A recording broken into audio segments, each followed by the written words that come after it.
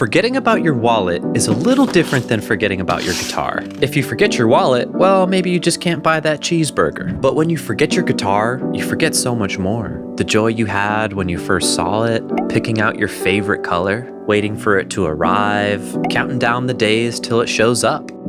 How could I forget such a beautiful guitar? What happened? Life can be pretty busy, whether it's work, bills, school. It keeps you away from playing with your favorite new toy, your brand new guitar. I remember staying up all night when I was a kid playing my Costco Special, is what I called it. It was a Fender Stratocaster clone, not one of those new SE Silver Skies like all y'all have now, but just a little no-name, no-brand Strat pack with a little amp and the guitar. And I just remember ignoring all my homework and just playing guitar all night, writing tabs in my little book because I didn't really have a way to record songs at that point. I even added this Avenged Sevenfold Death Bat sticker on there and ended up like carving it on there too. And I cut off a piece of its headstock, spray painted it black. I put a kill switch on there.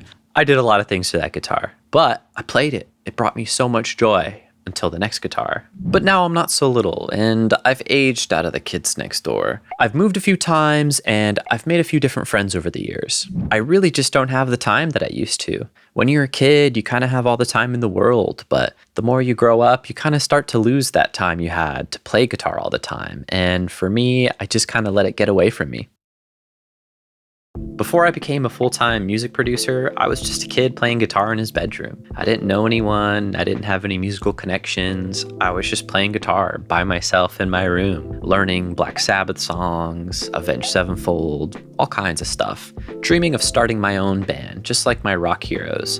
And that's when I got bit by the bug: music production and collecting gear. These two things would both cause a waterfall of spending. That is gear acquisition syndrome. GAS. Yeah, I keep collecting gear. It's a problem. I know. But I just like too many new guitars. Hey, you might even buy the same pedal twice for more money. I would research anything I could about music equipment, recording equipment, guitars, just whatever the pros used. I wanted to know, and I wanted to see how close I could get to finding those things. Whether it was guitars, amps, plugins, pedals, I've just kept buying things. But ultimately, I kept telling myself, they all have a purpose. I'm a nerd, and I like collecting tools in that way, different finishes, different pickups, different combinations. Guitars all have different sounds, and that's part of the reason you collect guitars, is it's just all a different tool in the trade for making music. And I try to use everything I buy, but I guess sometimes maybe I miss a few things. Sometimes your tastes just change. When I was a kid, all I wanted was a Sinister Gates custom, and then eventually I ended up being fine with selling that custom for a red Mexican Telecaster, which was just calling to me, and I mean calling to me like I had to have this. You know that scene in Wayne's World where he's looking at the Strat? That was basically this Telecaster for me, and I basically went home, grabbed the Sinister Gates custom, brought it all the way back to the guitar store, and traded it that day for that guitar. That's how much I wanted it. And that same music store would actually be the same music store that I would then work at years later as an adult. And the guy that sold me the guitar still worked there. He was the guitar manager. His name was Wally. Really cool guy. Everyone seemed to know him, and he knew a lot about guitars, especially PRS. And that store is actually what would lead me to the guitar that I bought, which is the CE24. This is a Trampus Green CE24 from PRS. It came out in 2016, which was actually the relaunch of this guitar. They actually introduced the CE24 in 1988, believe it or not. It's actually been around for a long time. It was PRS's first venture into bolt-on maple neck guitars, and they actually didn't bring it back until 2008, but only for a year. So this guitar was actually a long time in the making. So when I saw it at the music store in the 2016 era, and when we got one of the first ones in the store, I played it and was kind of just blown away. I wanted to put money down on it like immediately. I ended up selling a guitar for it, which I'll save that for a different video. When I first bought this guitar, I actually really loved the green, but I originally wanted it in blue. Here's the reason I didn't get it though. The back. I love natural back guitars. It's just something really cool to me. Just, I don't want to see the whole guitar covered in paint. I think that's part of the reason why I always gravitated towards maple neck guitars and also Fender guitars. I just really liked seeing the wood. But I'm a flashy man. I still want a nice flashy top. And that's where, I'm trying to get the focus on this. That's where you just look at this and it's like, dude, this is not their top end guitar. And they still have a great flame. Look at that flame. Great flame, great color, just all around great craftsmanship. And for a while, I actually kept the 8515 pickups that were originally in here, but I ended up switching them for some DiMarzio PAFs. I would kind of describe the PRS pickups, the 8515s, as a more modern sound. They talk a lot about the extended range of those pickups. And while I think that sounds cool, I also can't help but think that some of my favorite amps and sounds just weren't designed for something as modern as that. They really wanted to extend the lows and extend the highs. And ultimately for me, being a kind of studio nut, I just felt like it kind of gave me a lot of extra stuff I didn't need. And ultimately, I feel like what I wanted out of the guitar was something more what I was used to, I guess, which is kind of PAF style, humbucker style, classic rock sound. And when I made the switch, it just kind of woke the guitar up for me. I already loved DiMarzio pickups, but these kind of just woke up in this guitar because ultimately the construction of a PRS is why I love PRS.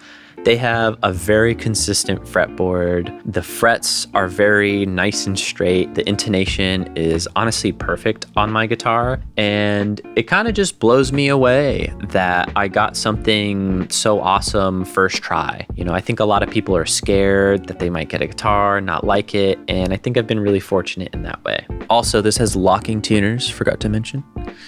Coil tap.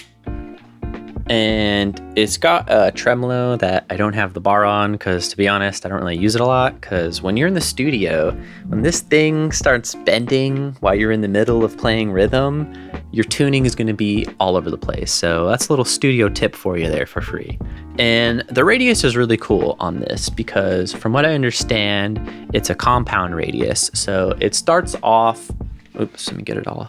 It starts off a little bit rounder on top here, and then as you get a little bit more higher up, it flattens out the fretboard, which makes it a little bit easier when you're trying to kind of play certain things. Also, great cutaway.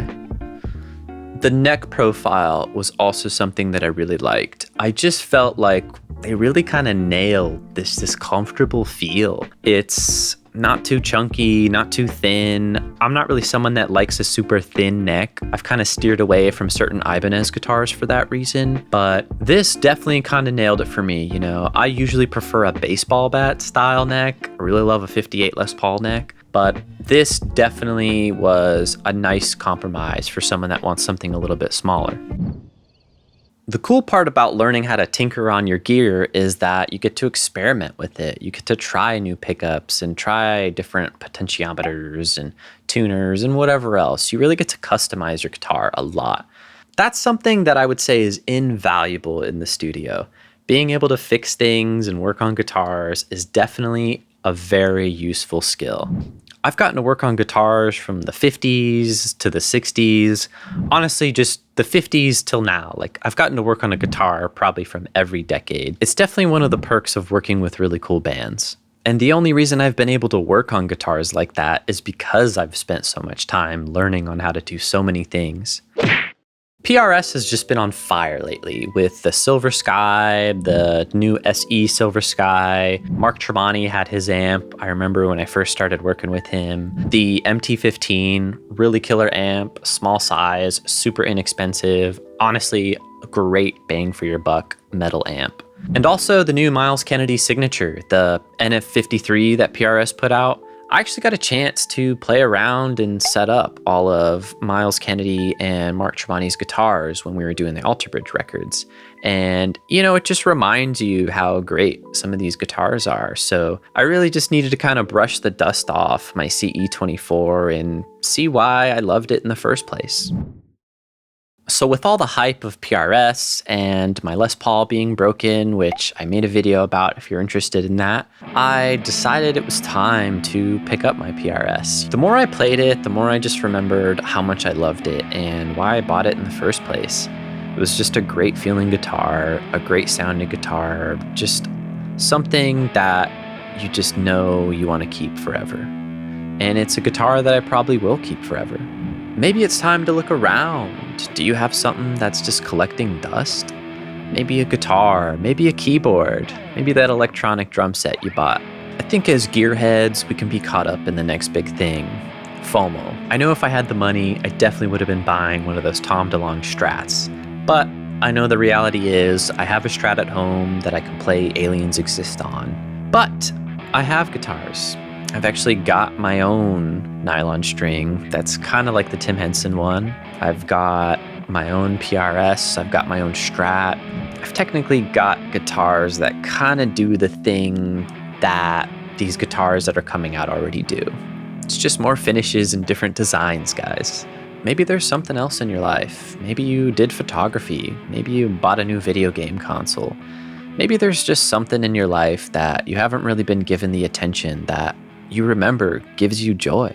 A lot of the things we buy because they give us a little bit of joy, a little bit of happiness. And I think we kind of forget about them and forget that those things could still bring you joy. So maybe you just gotta brush some dust off of something and see if you could have some fun.